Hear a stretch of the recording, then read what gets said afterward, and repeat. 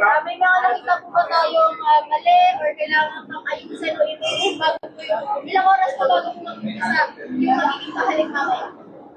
Basically, all systems go na tayo. Alas 6 mamaya, may misa, and then mag-i-start na ang pahalik natin. Ano na lang po yung mga reminders natin, sir, sa mga deboto natin? Actually, kanina po may mga nag-stream dito ng alas 2 sa madaling araw po kanina. So may mga panawagan sila na baka daw pwedeng agahan yung pagbubukas. Any statement po regarding that, sir? Meron tayong schedule na sinusunod at ito ay napagkasunduan na at ito naman ay actual na release na natin sa media noon pa man. Kaya we will stick to that. Any changes, extraordinary circumstance na yan. Sir, may mga nakalaan po ba tayong portalet? Kanina po kasi hinahanap ito ng mga deboto. Parang iba po kasi malayo pa po yung binabaybay para makainit or what.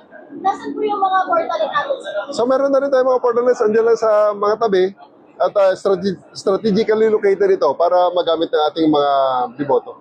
Any reminders sa ating mga devotees na a-attend ngayon, sir? Na paulit-ulit na naming nasabi ang ating mga reminders dito, gaya ng mga bagahe na dala, clear bags, hydrate always, huwag magtulakan, makinig palagi sa mga instructions, and so on and so forth. Marami na tayong pinalabas ng mga media releases regarding that matter. Sundin na lang natin, alalahanin natin, at sana lahat ay magkaroon ng holy experience dito sa ating pahalik sa taong 2026. Sorry, sir, pahabol na lang po, no? Ilan po mga portalets, ilan po mga assets yung nakalaan ngayon para po sa umpisa po ng pahalik hanggang sa translator, sir? Dito sa area natin, sa Quirino Grandstand, meron 20 na dineploy na portalets. 10 sa babae, 10 sa lalaki. Ano yung iba po assets natin, sir?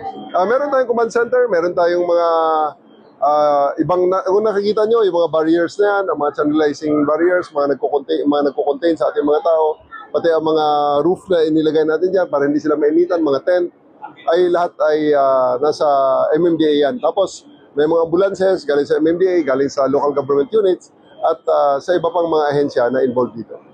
Sir, other matters na tayo, kailang kaunti lang, sir. Kamusta, sir, yung ilang araw natin sa MMDA, sir? This is my second day, full day sa MMDA, and we are adjusting to the job well naman. Okay naman. At tayo ay nandito na pasabak na agad sa isang major event.